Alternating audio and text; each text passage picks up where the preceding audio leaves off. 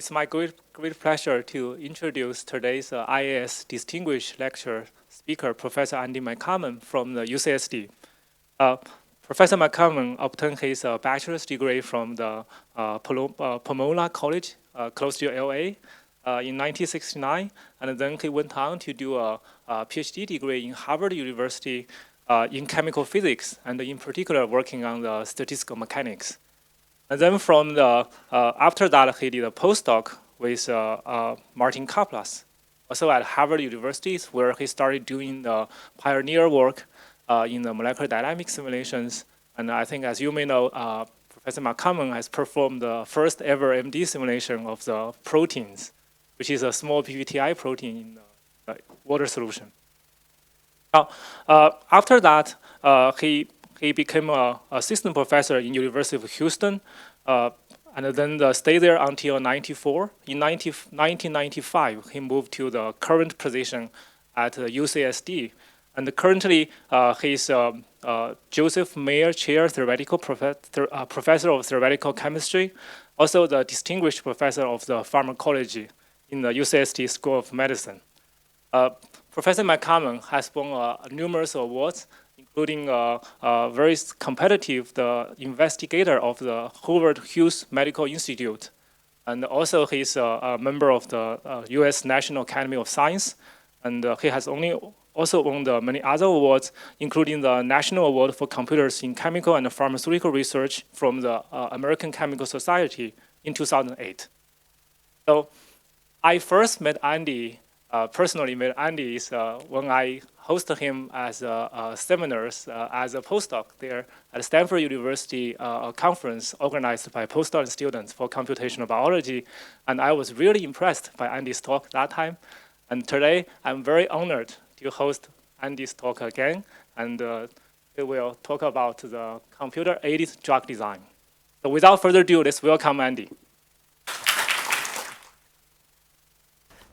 Well, thank you, Xue. It's very great pleasure to be here. I'm sorry to say that this is my first time to Hong Kong. I should have been here long ago, but I'll look forward to being back again before too long. I've thoroughly enjoyed the visit and had tremendous discussions with people. There looks like there's some potential collaborative opportunities in terms of individual research projects, but also I think there's a potential for more interaction between UCSD and HKUST and programs in the computational sciences and other areas that certainly would be worth developing. So, yeah, again, as the title says, I'm going to be talking a little bit today about computer-aided drug design. This is a general talk. It's meant for a general audience. Not all of you are computational chemists, or perhaps not even all of you are knowledgeable about pharmaceutical sciences and things like that. So this is what a famous statistical mechanician I know, Ben Whittam, would call a trip to the zoo type talk. I'm going to show you some of the animals, but no equations today. So without further ado, I always like to start off with the acknowledgments because as I remind people whenever I give a talk like this, virtually none of the work I'm going to talk about is work that I've done myself. It's all work that's been done by a very talented group of graduate students, postdocs, and senior collaborators. And again, I often say the work that I do during the 18 hours a day or whatever it is that I work is nothing that I was ever trained for. I work as a small businessman, I work as an accountant, I work as a immigration attorney, I work as a psychiatrist, and while I'm trying to pay the bills, these folks are doing all the work. And I'll mention individual contributions by some of these people as I go along. I'll just mention E. Wong in particular. She was a very talented postdoc in the group who has joined the physics faculty at the Chinese University of Hong Kong and is setting up her own very productive program in the physics department close by here.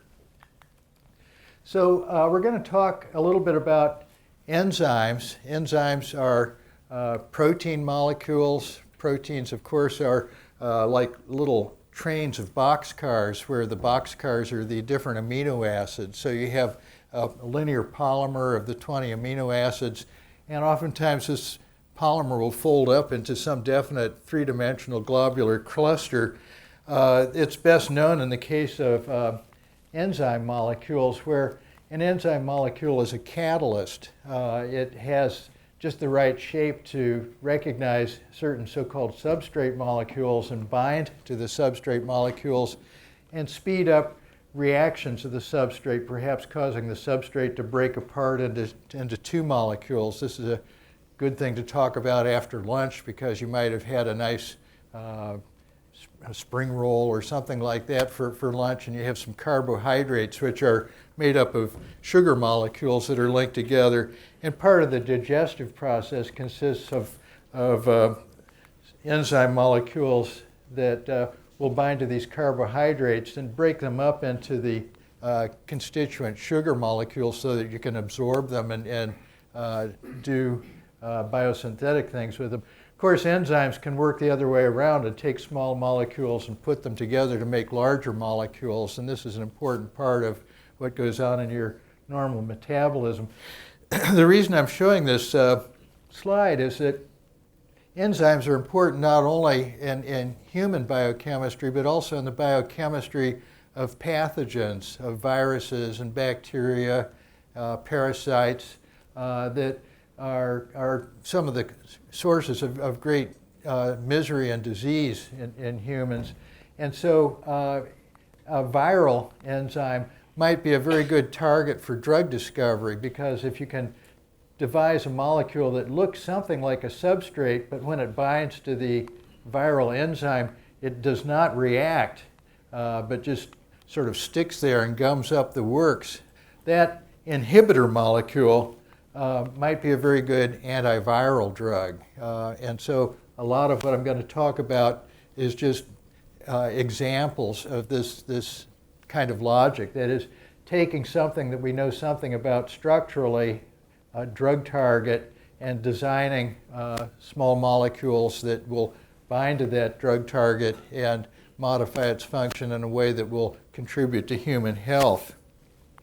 So the second thing I have to say about protein molecules, besides the fact that they recognize and bind other molecules, is that they're very flexible. And this is something that's become increasingly appreciated, I think, as time has gone on. The first protein structures were developed about 50 years ago by the technique called X-ray crystallography, where you purify a protein to a very high level, grow crystals of it, and by scattering X-rays off it, you can determine where the atoms are located in a representative molecule of the protein that you've crystallized.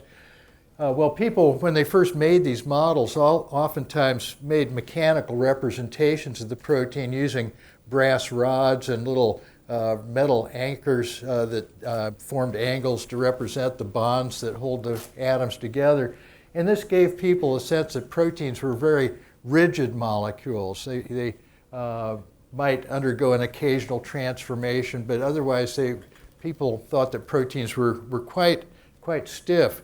This is far from true, and as we know from additional experimental work in crystallography, but particularly from nuclear magnetic resonance studies and other spectroscopic studies, and also from computational modeling, proteins are, as you see here, very flexible molecules. This so-called alpha helix in this protein can swing through very wide angles, and similarly down here. And many proteins will have a kind of a cleft-like region here where the active site is often located, where substrates will bind and the enzyme will clamp down on them. It's sort of like the old Pac-Man model, clamp down and bite the substrate and break it into two halves. This is also the place where an inhibitor molecule might bind. So if we want to design inhibitors of enzymes or other proteins, it's good to know something about the enormous flexibility of these molecules. So we modeled that using computer simulations. And the computer simulations are based on having a simple energy description of the protein molecule. The simple energy description is what's called a molecular mechanics model. It's a simple mechanical model that says, well, if we know that there are two atoms that are bonded together, we know from fundamental chemistry that there's going to be an average bond length, but we also know that bonds are somewhat flexible, that they can stretch and compress a little bit about that average length. So we represent bonds in our model by springs, and each bond is assigned a spring constant, it says how stiff it is, and is assigned an equilibrium length that says where it's happy. Likewise, bond angles are flexible in these molecules, and we represent that in this simple mechanical model by another spring-like term. Similarly, you can rotate around the single bonds that might occur between, say, a pair of carbon atoms, and we represent energy terms by sinusoidal type functions that describe the barriers and local minima that you run into as you twist one atom around a bond or around these dihedral angles. Now, particularly important in globular proteins, because you have atoms packed very closely together, particularly important are the non-bonded interactions where two atoms that are not directly bonded to each other but are close together in space, first of all, cannot lie right on top of one another. We know that atoms have a space-filling character, but in addition to this repulsive interaction, there may be attractive interactions at some distance. We call them van der Waals interactions. And of course, there may be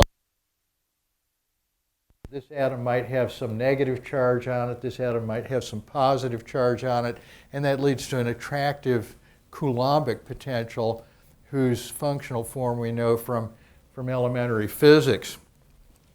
So what we do when we do simulations of protein motion is to take a simple model like this and use it as a basis of a so-called dynamical simulation.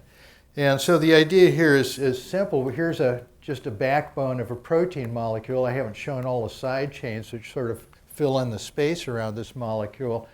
But if this is the carboxy terminus of the protein and this is the amino terminus of the protein, you typically have a negative charge here and typically have a positive charge here. So these groups are going to attract each other. Opposite charges attract one another. We can describe that by Coulomb's law.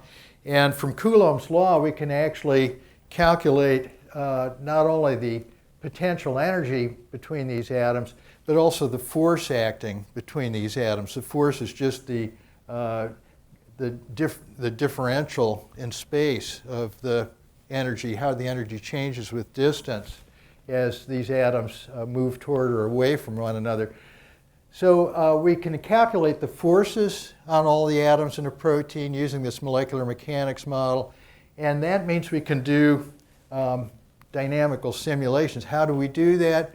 Well, we use a technique that could have been done hundreds of years ago if computers had existed. We use Newton's second equation of motion. Force equals mass times acceleration. I've told you we can calculate the forces on all the atoms. We know the masses of the atoms, so we can calculate the acceleration of each atom at any given instant of time. And using computers, we can take these accelerations to actually trace out the dynamical trajectory over short time intervals from one moment to another moment to another moment to do a so-called molecular dynamics simulation. So each atom is executing a trajectory in response to the forces on it. It's no different really than modeling the motion of the planets around the sun, except that you have, instead of 8 or 9 planets, it depends on whether you want to count Pluto or not. Poor Pluto is getting ignored these days. But the planets are just the atoms here. They're moving in a very complicated way because there's hundreds or thousands of them. And so we need a computer to do all the arithmetic needed to calculate this dynamical trajectory and generate the kinds of snapshots that you see here. If I take a series of snapshots and superpose them, you get some idea of what the motion in a protein is like, that typically the globular region will not move too much over a short time scale, but even over a short time scale of, say, a picosecond, 10 to the minus 12 seconds, you'll have a fair amount of motion in these floppy, loose ends of the protein that are hanging out in aqueous solution. And there'll be some extra motion typically in the loops near the surface of the protein. When we did the first protein dynamics simulation that Chu mentioned, that was published in 1977, we had a very simple model for the protein. The protein was quite small. We didn't treat all the water molecules around it in detail. It was a very crude, early study. Nowadays, because computers have gotten faster and faster and faster and faster, doubling their speed every 18 months or so, nowadays we can do calculations using very detailed models. And this is just to give you some idea of that. Here's a typical protein that we might be simulating the motions of now. And now it's embedded in thousands and thousands of explicit water molecules. And there are diffusible ions like sodium ions and chloride ions, representative of a real biological aqueous environment. Here, I've expanded this in more detail. You can see the many water molecules around the surface of the protein, these ions. So a typical simulation now may have several thousand or several tens of thousands of atoms in it. And there's a lot of arithmetic to do in moving the system from one moment in time to the next moment in time to the next moment in time. But that's what computers are good for, is doing lots and lots of arithmetic. So we did the first simulation in 1976-77. In 1978, I moved to Houston, Texas to become an assistant professor. My wife was a medical student. She was ready to do her residency training. That's why we moved to Houston, because she wanted to be a neurologist, and there's a very good neurosciences program in Houston. And so we do what young professionals do as a married couple. We come home, long day at work, and we complain about our jobs. And I'd complain that the students didn't really want to learn anything. They just want to know what was going to be on the next exam. She would complain that the patients didn't really pay attention to her directions. They didn't take their drugs the way they're supposed to. And then after we complained for a while, we'd sit down and read our popular journals. I would read something called Physics Today, and my wife would read something called Morbidity and Mortality Weekly Report. Morbidity and Mortality Weekly Report sounds kind of ominous. Morbidity is disease, mortality is death. And that's exactly what this weekly newsletter, now published by the Centers for Disease Control in the United States, that's exactly what it reports on. During the last week, how many cases of influenza were there? How many people died from influenza? Now, of course, it's how many cases of Ebola have we seen, and how many people have died from that, and what do we need to do to worry about it? But 1978, 1979, 1980, 1981, there was a different plague that was developing, and that was HIV/AIDS. HIV/AIDS. The first patients with AIDS appeared just, sort of soon after I started my assistant professorship at the San Francisco General Hospital. And these were young men, 25, 30, 35 years old, who should be very healthy, very strong, vigorous young men. And they came and were reporting into the emergency room with these horrible symptoms of fungal infections and skin cancers and things like that. And these were the first AIDS patients. And no one knew what caused AIDS. There was a great deal of speculation, maybe it's something about their lifestyle. Maybe it's the drugs they take. No one knew what caused it, but one thing they did know was that the number of patients getting sick and rapidly dying was increasing at a frightening pace. Well, 2 years later, it was proven that this is a viral disease caused by something called a retrovirus, which means that unlike you and me, the genomic material in this virus is an RNA molecule, not a DNA molecule. It's a retrovirus. And because the death rate was rising so rapidly in the United States and around the world, the National Institutes of Health, our major funding agency for medical research in the United States, initiated a special program to try to develop new drugs to try to treat HIV infections called the Structural Biology of AIDS program. The idea was to try to use X-ray crystallography, NMR, and other methods to determine the structures of key proteins associated with HIV and use that to do structure-based drug design, exactly as I described with that simple cartoon of an enzyme. Well, it turns out that HIV has 3 key enzymes associated with it. The first of these, in terms of its order of action, is reverse transcriptase. And reverse transcriptase is an enzyme. The virus gets into a cell, typically a T cell, one of your immune cells, and it releases things into the inside of the cell. And one of the things it releases is reverse transcriptase, which takes the viral RNA and reverse transcribes it, makes a corresponding DNA molecule, a complementary DNA molecule. Normally in gene expression you go from DNA to RNA, but this is reverse transcription, going from RNA to DNA. And then here's the really nasty customer, integrase. The integrase takes that viral-coded DNA and goes to the genome in the nucleus of the infected cell. It breaks the DNA, the human DNA in the nucleus, and integrates this viral DNA right into the human genetic material. So that cell is now condemned to be a viral carrier for as long as it lives. And then the normal genetic expression machinery of that infected cell, in addition to making normal human proteins from the genome, starts making polypeptide chains that represent new virus particles. And the job of this third enzyme, the protease, is to take the viral-coated polypeptides and break them up into just the right pieces to make new virus particles.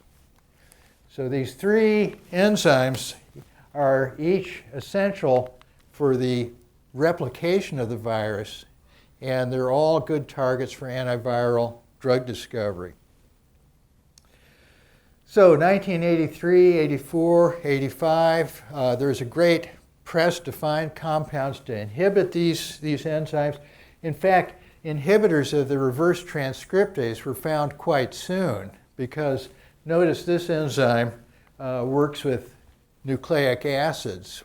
What other enzymes work with nucleic acids? Well, in normal human biology, the transcription machinery and the DNA replication machinery are enzymes that deal with DNA molecules, RNA molecules. Those are also enzymes that are important cancer drug targets. What's cancer? Cancer is just the rapid division of cells in an inappropriate manner, a tumor growing on your arm or in your lung. And some of the key drugs to treat cancer are enzymes that are enzyme inhibitors that interrupt the normal replication and translation of DNA material. So on the shelves of the cancer lab were molecules that look like pieces of DNA or RNA, and scientists immediately tried to use those to see if they could inhibit reverse transcriptase, and they very rapidly found, yes, in particular there's a famous drug called AZT, azithromycin. Thymine is one of the key bases of DNA. Azithromycin just has a 2-nitrogen atom compound attached to it. You give that to a cancer patient, it slows the progression of cancer because the enzymes that make new DNA molecules pick up this azidothiamidine instead of normal thymidine and block the replication of the DNA. Azidothiamidine also turned out to be a good inhibitor of this enzyme and a good first treatment for HIV patients. But it was not enough to really cure the disease. Patients that got AZT or other reverse transcriptase inhibitors lived an extra year, but still died after 2 years instead of after just 1 year. So there was a lot of interest in these other two enzymes. The hope was if you could get inhibitors of more than one enzyme and combine them together, you might really have a more effective treatment for HIV infections.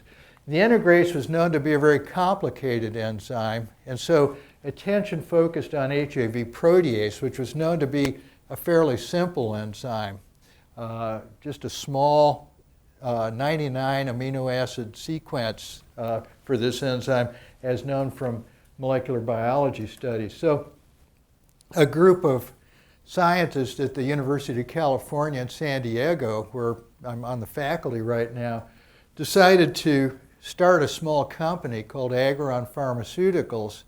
It was the first company ever formed to actually do structure-based drug discovery as its core mission. And they picked as a target the HIV protease. They wanted to purify the HIV protease, grow crystals of it, use X-ray diffraction to see what the molecule looks like, and then make small organic molecules that would inhibit this enzyme and hopefully help in the treatment of HIV infections. I was still in Houston at the time. They had very good scientists from UCSD in crystallography, molecular biology, viral assays, but they knew they had been reading the literature that these enzymes can be very flexible, and they thought maybe we need some computer simulation to help in this drug discovery effort. So I got recruited to start the computational division of Agron Pharmaceuticals, and we all started working together to discover HIV protease inhibitors. To make a long story short, this effort was extraordinarily successful. Again, we wanted to worry about the flexibility of these molecules. That turned out to be very important. When the structure of HIV protease was determined, it turned out that these two 99 amino acid residues segments bound together to make what's called a homodimer. So here's one 99 residue group, here's the other 99 residue group, forms a dimer. And right at the interface is where the substrate polypeptide is bound and broken apart to make new pieces of virus particles. This is the active site. This is the place that we also designed inhibitors to stick. And so using an extensive amount of X-ray crystallography, chemistry, and also computer modeling, which turned out to be important because these two flaps that come down on the top of the active site are very flexible, and we needed to take that into account in finding a molecule that would bind tightly to this enzyme. We were able to discover what became the most widely prescribed HIV protease inhibitor used to treat HIV patients. The effects of introducing these HIV protease inhibitors was dramatic, and you can see that in the next picture, which shows the number of patients in the United States dying from HIV infections. This is data from the U.S. Centers for Disease Control. And again, the HIV was discovered here. The death rate in the United States, even with the reverse transcriptase inhibitors, was going up at a sickening rate. 15,000 people, 30,000 people a year, 40,000 people a year, 50,000 people a year. It showed no signs of stopping.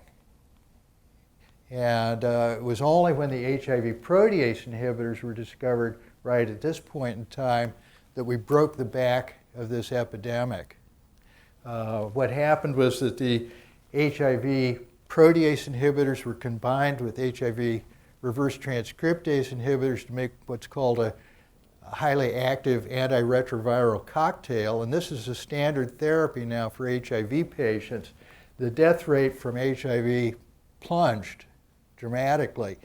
And so in the US and in other developed countries, HIV is now considered not a big public health threat to the extent that it was. It's considered a chronic disease that if you take your medicine on a regular basis, you can live 50 years, 60 years with the HIV infection.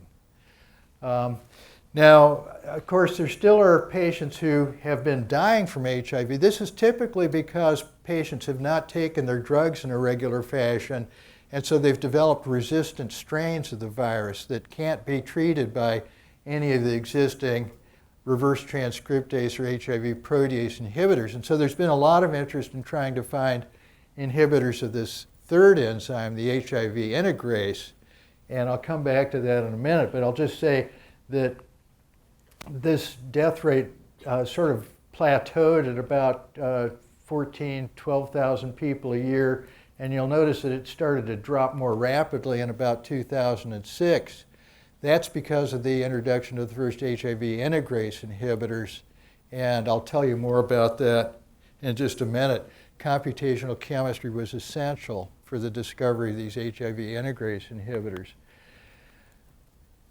The work that we did with the HIV protease project led us to introduce a new virtual screening method that we call the relaxed complex scheme. And the idea of this is extremely simple. I often tell people everything I do is simple because I'm not, Einstein. I had coffee at the Einstein Cafe a minute ago, but I'm not Einstein. I'm an engineer's son. I tend to think in very practical terms. Here's a bolt. Let's tighten the bolt and see, can we make something better? So here's a simple idea. What people have done in recent years in a way of virtual screening is the following. They usually have just one structure of a protein, one frozen, rigid structure of a protein, maybe derived from X-ray crystallography, and they want to do discovery of small molecules that will bind to that protein molecule and maybe inhibit it if it's an enzyme or otherwise influence its activity. And so virtual screening is always focused on just one structure of the target molecule. And what happens is you will take a library of maybe 1,000 small molecules or 2,000 small molecules. These libraries are made available by the National Institutes of Health in the United States. You can take these libraries of 1,000 small molecules and take each molecule one at a time and try docking it to different parts of the surface of this molecule. See if there's like pieces of a jigsaw puzzle, if there's some way that things might fit together and show promise for this thing binding strongly to this target molecule. The idea in the relaxed complex scheme is to say, let's consider not only the starting structure from X-ray crystallography, but let's recognize that proteins are very flexible molecules. Let's run a molecular dynamics simulation, generate lots of different snapshots of the different conformations of the protein, and try docking not just to this starting structure, but to all of the snapshots that you generate. And maybe suddenly a new conformation will appear that the small molecule fits into very well, like a hand into a glove. We call it a relaxed complex scheme because if you tried to push this thing into the corresponding part here, it would be very unhappy. It would be unrelaxed, a stressed molecule. But here, everything is nice and relaxed and fits together very, very comfortably and naturally. So we found a nice perspective complex. We can tell our experimental collaborators, yeah, it looks like there's a hit here. It looks like this might bind, maybe not to the starting structure, but to a rare conformation of this molecule. Let's follow up on that. And the relaxed complex scheme is described here. I'm not going to reiterate this. It's just, the picture says everything. And this is just a picture of a first test calculation where we took a small protein and looked at how its binding site varies as a function of time in terms of accessibility. And sometimes this site is pinched closed, sometimes it's opened up a little bit because of the fluctuations in the protein. If you plot the so-called accessible surface area that something might bind to in this red area, it varies from almost 1,000 square angstrom units to down near 700 square angstrom units. And this is over a very short period of time of just 2 nanoseconds, 2,000 picoseconds. So a small molecule that little too big to fit in here might still fit nicely in here. And so you want to think about that and consider it as a drug candidate. Rather than taking, as we initially did, snapshots every, say, 10 nanoseconds or something like that from a simulation, you can, in a more sophisticated approach, use what we call clustering. Take the different conformations of the molecule and group them together. Similar molecule conformations form one cluster, and then other similar conformations form another cluster. You get a representative set of molecules, and you can dock against these clusters and have less work to do with only 3 representative conformations instead of these perhaps redundant conformations that you get just by selecting from the simulation. So that's a technical point, but it saves a lot of work. Okay, that brings us to HIV integrase. HIV integrase is the first case, I think, where it can be said without argument that thousands and thousands and thousands of lives have been saved by computational chemistry. This drug target has now yielded a drug approved by the Food and Drug Administration that's saving literally thousands of lives a year, and it would not have happened except for molecular dynamics simulations.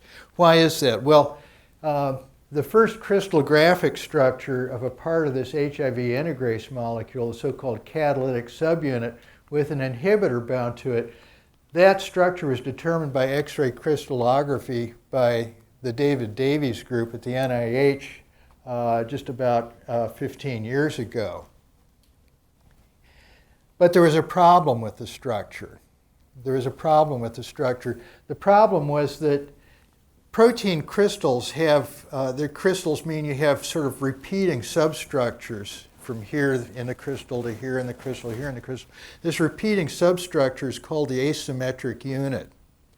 And in the asymmetric unit of HIV integrase, you actually had 2 protein molecules in slightly different conformations, each one with an inhibitor bound to it, and the inhibitor-bound faces of these molecules were pressed together in the crystal, so close together that the inhibitor in one protein was actually hydrogen bonded to the inhibitor in the neighboring protein in the crystal. So this is a sign of what we call crystal packing artifacts. We assume that there are disturbances in the structure of this complex because of the packing of these 2 interfaces so closely together. What we would like to do is to take the protein and inhibitor out of the crystal, put it in a bath of thousands of water molecules, and let it relax and see what its structure is really like in solution. And that's exactly what this relaxed complex scheme is good for. So 2 of my group members, Julie Shamus, who is a graduate student, Heather Carlson, who is a postdoc. Heather's now a professor of chemistry at the University of Michigan in the US, carried out this relaxed complex calculation. They took this protein with the inhibitor bound to it, they ran a long molecular dynamics simulation, and then they tried taking this inhibitor out and redocking it back into the snapshots that we got over a long molecular dynamics simulation. And what we found was shocking. That is to say, in the crystal structure, there's just a small little shallow depression where this inhibitor is bound, just a small local depression in the surface. But during the dynamic simulation, this depression opened up into a very long trench across the surface of the protein. Instead of having a little dimple in it, we had a very long trench in the surface where the whole protein kind of breathed open and closed like a big earthquake fault across the surface of the enzyme. Breathed open and closed, sort of like a sea creature breathing, like a protein dynamics in water really should be. And probably that makes biological sense because, again, this enzyme works on long RNA and DNA chains, and it's probably this extended trench that's needed to really bind the long nucleic acid chains. Well, when Julie took this inhibitor molecule and tried to redock it back into some of these structures with the wide open trench, what she found was a big surprise. She found some structures that were just what you see here, where this group, which is called a tetrazole group, it's got 3, 4 nitrogen atoms in it and has a negative charge on it. She found that you could dock this molecule in, and some of the structures bound this molecule best in the orientation shown here, but in other snapshots, this molecule bound best flipped by 180 degrees. So the tetrazole ring was up here in this elongated trench on the surface. So there was not just one stable binding conformation, there were 2 stable binding conformations. Julie, very clever young woman, said, well, if the negatively charged group likes to bind here sometimes and likes to bind up here sometimes, what if we make molecules that have a tetrazole down here and another tetrazole up here? Bivalent binders. Shouldn't they bind more strongly to this enzyme? Well, okay, let's try it out. Computationally, what Julie did was say, okay, we're going to use a scaffolding molecule, which is a simple naphthalene structure, and we're going to attach to that these tetrazole-containing arms, or wings. She called them butterfly compounds because they have not just one tetrazole group, not just one, but 2 tetrazole groups. It's like a butterfly. And she predicted that these butterfly compounds should bind much more strongly, much stronger binding affinity than the single wing compounds. So we wrote this up and we published it, and I always like to say at this point, you're all scientists. You've all worked on papers, contributed papers, written papers, that do a lot of work, write the paper, fight the referees, polish the language, fix the details. It gets published, and then there's a little letdown, Is anybody ever going to read this paper? Anyone ever going to read the paper? Will it ever be cited? Or is it just going to collect digital dust in the digital library? Well, this paper got read. Within 2 or 3 weeks of publication, I got a call from a woman named Daria Hazuda. Daria is the vice president for antiviral discoveries for a big company called Merck. Merck and Company, a big pharmaceutical company. Merck had been working very hard for a couple of years on trying to discover inhibitors of HIV integrase. They had a big integrase discovery program, all based on the crystallographic structure. So they had taken this inhibitor compound that was in the David Davies structures, and they'd made analogs of that that had been substituted in different ways. And they studied the binding of that to the HIV integrase, not only the wild type HIV integrase, but also to mutants of the HIV integrase. And they tried to establish a theory of how these compounds are binding to the HIV integrase. And they were very puzzled by the results because they found, for example, that some of the structures they assumed everything bound like this with this negatively charged group down here in the southwest. But sometimes you do a mutation down here and it would knock out binding. And yeah, that makes sense because this is an important group to interact with. But sometimes a mutation up here would knock out binding.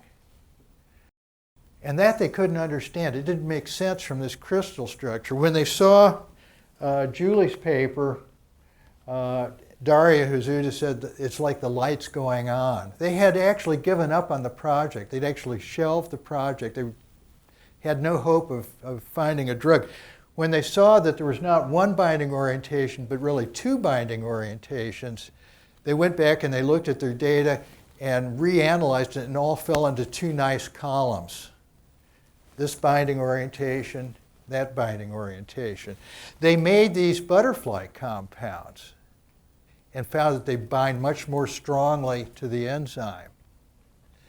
But what they decided to do, and what's very clever from a medicinal chemistry point of view, was to try to make compounds not of the butterfly type. The problem with the butterfly type is that if you're binding well in two areas, but you have a mutation that really knocks out binding in one, it might dislodge the whole drug. So they decided to make drugs that could bind very well in this orientation, but also in this orientation. So single wing compounds, but that would bind very well in either way. The idea being that if there's a mutation that causes drug resistance for that orientation, this orientation might still work. And they wrote this up. They wrote a nice paper on this in PNAS, and were very kind to refer to Julie's work as giving them the idea for this project. They have a new approach to integrase inhibitors with unique resistance profiles, binding this way or binding this way, equally good. And they described the first compound that had this property of binding well either way. This compound worked well in the wet lab, worked well as an inhibitor of the enzyme, but was not really a candidate to go into human trials. They had two backup compounds. This first backup compound went into what are called phase 1 trials. They had 100 healthy human volunteers who were given this drug candidate to see if they would tolerate or have any side effects. Unfortunately, they had some side effects. There was some liver toxicity. Liver enzymes went up in these patients, so they stopped that phase 1 trial. There was a second backup compound, and the second backup compound turned out to be a miracle drug. The second compound, phase 1 trials went smoothly. They started giving it to AIDS patients who were just about to die. These AIDS patients were like skeletons lying in bed, pale, lost a lot of weight, no energy at all. They gave them this compound, and within a few days some color started to come back to their cheeks. And a couple days later, I'm hungry, I'd like something to eat. And they started gaining weight, drinking and eating and starting to move around more.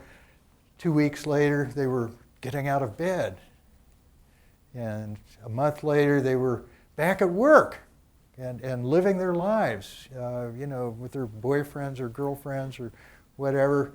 They were freed from this condemnation to death by this new Merck compound. The Food and Drug Administration was so impressed by this that they raced this through what's called fast-track approval for compassionate use for patients who were on the verge of death and were basically saved by this drug, was given normal full FDA approval a short time later. And the death rate from HIV infections, which had been leveling off at about 14,000 people a year in the US, has dropped now to about 7,000 people a year and is continuing to decrease. So there are something like 7,000 people a year walking around because of computational chemistry. This is serious stuff. And we have so many more diseases, Ebola and stuff like that, to think about that, this computer-aided drug discovery is something we really need to commit to for the good of the human race. I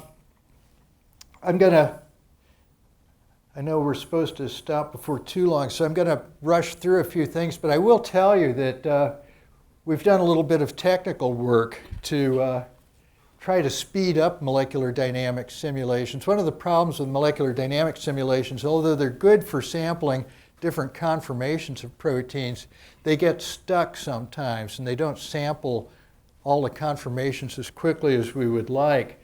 The problem is the potential energy surface of a protein has deep local minima in it, and proteins get stuck in these local minima and just kind of bounce around, and only after a long time do they get a thermal kick that takes them over to another local minimum. So we've developed a method called accelerated molecular dynamics simulation, which is really very simple as a concept. Again, everything I do, I'm an engineer's son. It's pretty simple. We say we're going to take a reference energy, and we define that by some recipe that we have. And wherever the potential energy is lower than this reference energy, we'll increase the potential energy by some simple formula. Maybe we'll go half the way from the real potential energy to this reference energy. So every conformation that's low in energy, we're going to raise its potential energy by, but we know exactly how much. It's maybe halfway between its original value and its reference value. We can move molecular dynamics more quickly over this surface because now instead of getting stuck in this very deep well, we get into this more shallow well, and it's a lower barrier to cross to get to other conformations. But we can recover, in principle, rigorously, the what are called the equilibrium properties of the system, because we can go back to these configurations and assign their correct Boltzmann factors to them. We know we can recover the thermodynamic data of the system exactly in principle. There are technical problems, but in principle. And that speeds up our simulations. Is this useful? Yeah, it's useful. It means we can sample things effectively on the millisecond time scale. Very long times, biologically relevant times. Remember, the first molecular dynamics simulation, we went for a few picoseconds, 10 to the minus 12 seconds.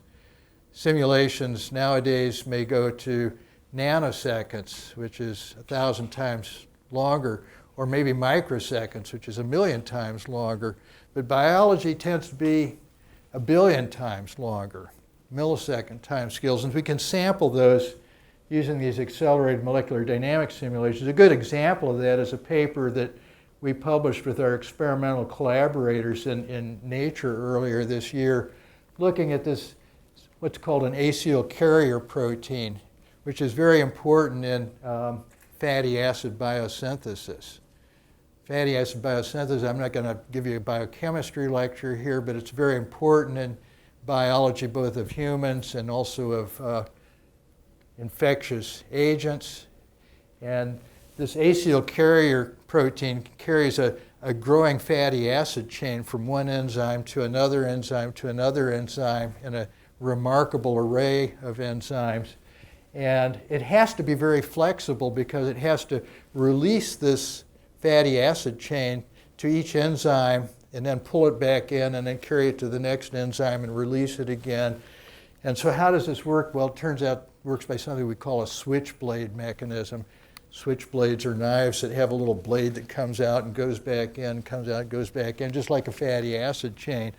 And using basic chemical biology from Mike Burkhart's lab at UCSD, using crystallography from the Jennifer Tsai group at the University of California at Irvine, NMR data from Stan Opella's NMR group at UCSD, we found that we could use these accelerated molecular dynamics simulations to pull all these experimental results together into a coherent whole of what goes on the millisecond time scale in these systems and provide a new understanding of these systems. These systems are actually good targets for drug discovery. and that's why we're interested in them. I'm going to rush through just a few last pictures because the hour is getting late. I'll just say that one of the things we're working hard on, besides antiviral compounds, is new antibacterial compounds, new antibiotics. Antibiotic resistance is a big problem. More people in the US die of bacterial infections from antibiotic-resistant bacteria, so-called methicillin-resistant Staph aureus. More people die from that than they do from HIV and tuberculosis combined, and it's just getting worse.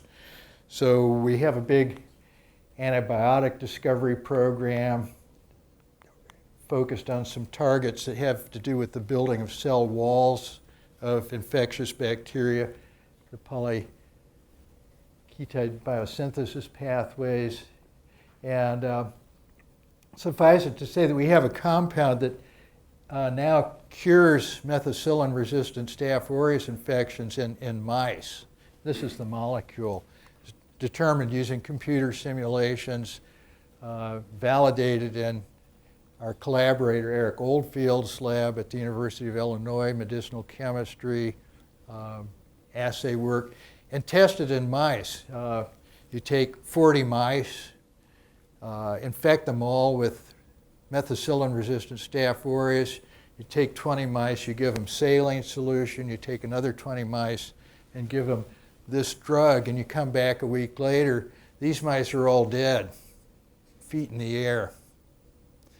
These mice are all running around doing their mousy things, sniffing each other and running on their wheels and having a good time.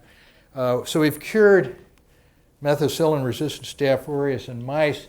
It's going to be a long time before we can really get this into people. It takes time to do that, but we're working now with Novartis to try to move this into a human antibiotic. And I'm just going to rush through these last things to say that you can use the same strategy to look for new drugs to treat cancer. These are inhibitors that have been found for inhibiting an enzyme called RAS, which is a mutant form of RAS is associated with many human tumors. And again, by running molecular dynamics simulations and finding inhibitors, this paper by Alex Gorfey, a former postdoc in the group who just got tenure at the University of Texas Medical School in Houston, shows a very promising new line of anti-cancer agents discovered by these methods. And you can look at more complicated targets like these membrane-bound G-protein coupled receptors. Remember, we've come from looking at systems with just a few hundred atoms and no water around them, the first molecular dynamics simulation, to systems that have thousands and thousands of atoms in these big trans-bilayer systems with lots of lipid molecules and lots of water molecules, 100,000 atoms or more in these simulations. And work that Englong Miao has done, a very talented senior postdoc in the group, has actually mapped out the activation pathway of these G-protein coupled receptors in work that's described here, and that's been largely confirmed by crystallographic work subsequent to this publication. These are also important targets for drug therapy, so we're very interested in them for that reason. Again, I didn't do any of this work. I pay the bills, I tell the story. These are the folks that really deserve the credit, and I'll thank you for your attention.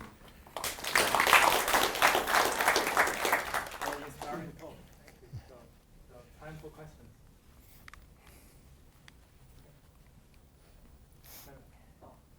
Okay, so maybe I start with a kind of maybe more simple questions. Is that, okay, in your relaxed complex model that actually you take static snapshots on the protein structures and then start to put the small molecules in and try to see if they fit to find the binding site. But then if you consider the binding models, there are two kind of major models that are conformational selection and induced fit. then this kind of method is more like a conformational selection method. Then do you have any comment on how can like this kind of work be applied to more induced kind of mechanism? Yeah, that's a very good question. The adaptation of the structure of a binding molecule to a small ligand, the point is that there are two models. One is conformational selection, which says that the host molecule exhibits large fluctuations in structure, and the small molecule takes advantage of that to bind. The induced fit model is thought to be something where the ligand starts to sort of kind of work its way into the binding site and force the conformational changes. Most binding seems to at least start with a conformational selection component. What we've seen, we've looked at a lot of systems like this, and so have other people. If you have a very flexible protein, it looks like the initial steps tend to be a conformational selection nature, although once something gets partway in, there may be some induced fit consequences from that. So if we really wanted to probe for those, we'd either have to do very long molecular dynamics simulations, which include the rare conformational changes you would see with induced fit, and we just find those and dock the molecule in. Or more likely, we would find a partway open molecule, partway open protein. We would pick a structure where something seems to bind as a good starting point, and then we'd have to continue the molecular dynamics simulation to see the subsequent induced fit parts of the motion. So that's something that's possible to do, and probably we'll be exploring that in the future. Thank you.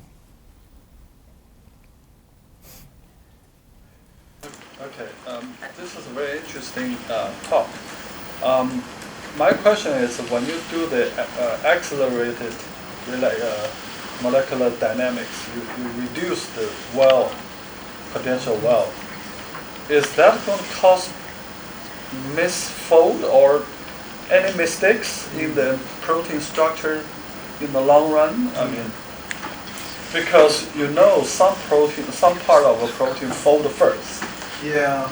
If you push this well up, you change the coordination of a folding process. I'm not. Can you comment? It's a very good question. Yeah, the question is if we do accelerated molecular dynamics and change the potential energy surface of the protein and then run the simulation, will the protein start to unfold, or is there some problem with that? The answer is yes. We have to be very careful how much we accelerate the protein. If we overdo it, that's exactly what happens. The protein, after a while, will start, alpha helices might come undone and things like that. So we have to kind of balance. We're just trying to tickle the protein a little bit and encourage it along its dynamics, but not do anything too drastic. By the same token, what we typically do is we use a moderate degree of acceleration in the protein and an even weaker degree of acceleration on the solvent molecules, because we don't want to break down the structure of the water too much. We want it to have a good representation of hydrophobic interactions and other things that happen in the solvent. So sometimes people ask us, why this accelerated molecular dynamics stuff? Why don't you just raise the temperature of the system and sample things more quickly that way?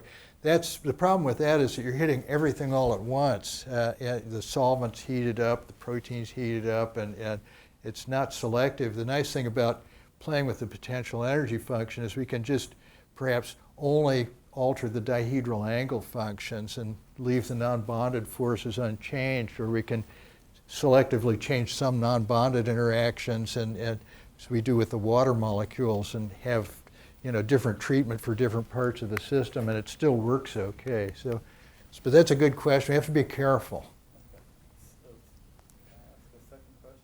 Okay. The second question is regarding just follow up of what just the other person asked. Now, when you relax the structure, how far do you go? Because you want to still have the core structure fixed. You only relax a certain part. I mean, how far do you go to relax it? If you relax too far away, then you destroy the structure. If you didn't relax, then you didn't do the fitting. Yeah. So what is what is criteria for you to? Yeah.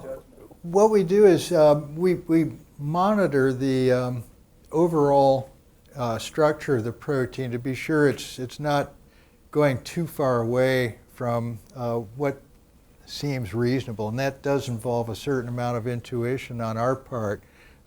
We typically use so-called collective variables to describe the overall structure of the protein, principal components of the protein, and we map how the protein is moving in this low-dimensional space that describes the overall structure of the protein. And we tend to, where available, look at the crystal structure data and the NMR structural data and see where they fall in this map. And we like to be sure we're staying, generally within the range of this map. If we move too far away, then we, have to worry about, is that a physical motion or is it, an artifact? And so there's a certain amount of art involved in this as well as science, I think. Yeah.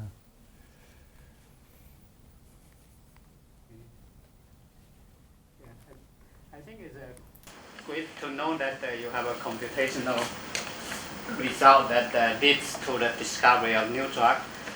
And my question is quite general, is that it's good that because you have done the calculation and then you have the discovery. And my impression is that everything need to be calculated, or with your extensive experience in this area, did you have some sort of reach to the level of feeling that when you are given a structure of enzyme whatsoever, you have some ideas, okay, what kind of a thing can fit in or something, because when we are teaching chemistry, we sometimes just draw some chemical structure.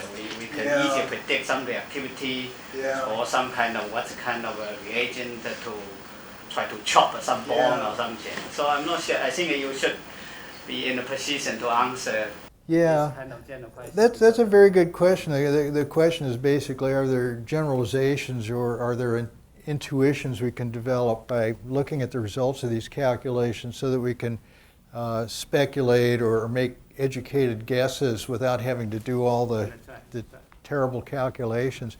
And I think that's something we do aim to have.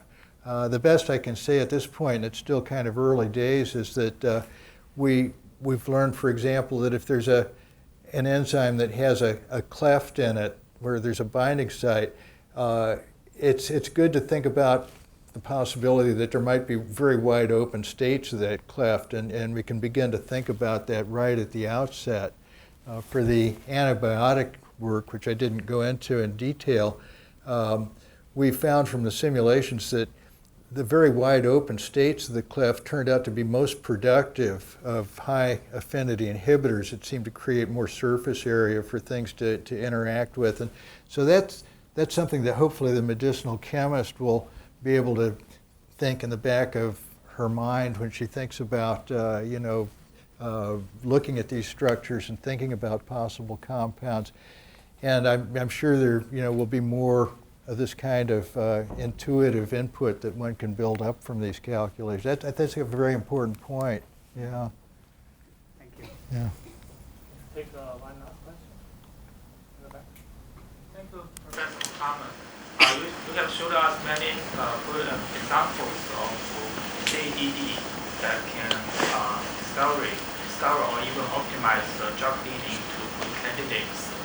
On the other hand, we try to make drugs as safe as possible in terms of reducing the side effects.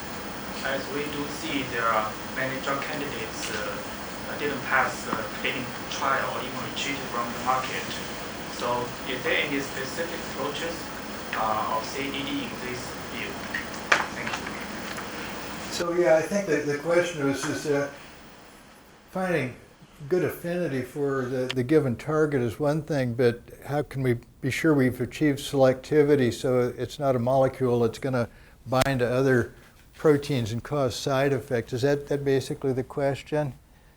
If that's basically the question, I think there are other methods, not so much that we're involved in, although we're involved in it a little bit, where it's possible to take a target, a test molecule, a potential drug-like molecule, and try to screen it against a representative structure of proteins from the protein data bank to see if there are molecules, other proteins that it might bind to.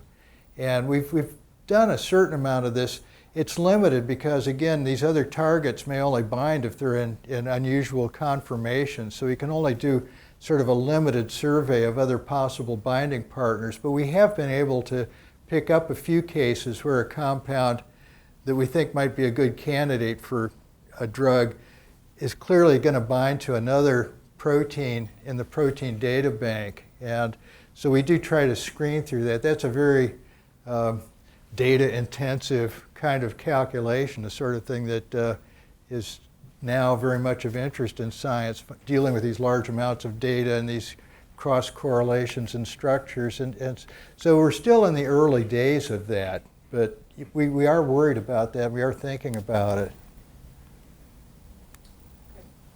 So, in the interest of time, let's thank Professor McCammon for the wonderful talk. Also, one thing I mentioned is we actually still have Professor McCammon has some time to meet with students. I already mentioned to some chemistry students, but anyone in the audience, if you're interested in meeting with him, you can just stay here and we have some time. You can talk to Professor McCammon. Okay, let's thank Andy again for his wonderful talk.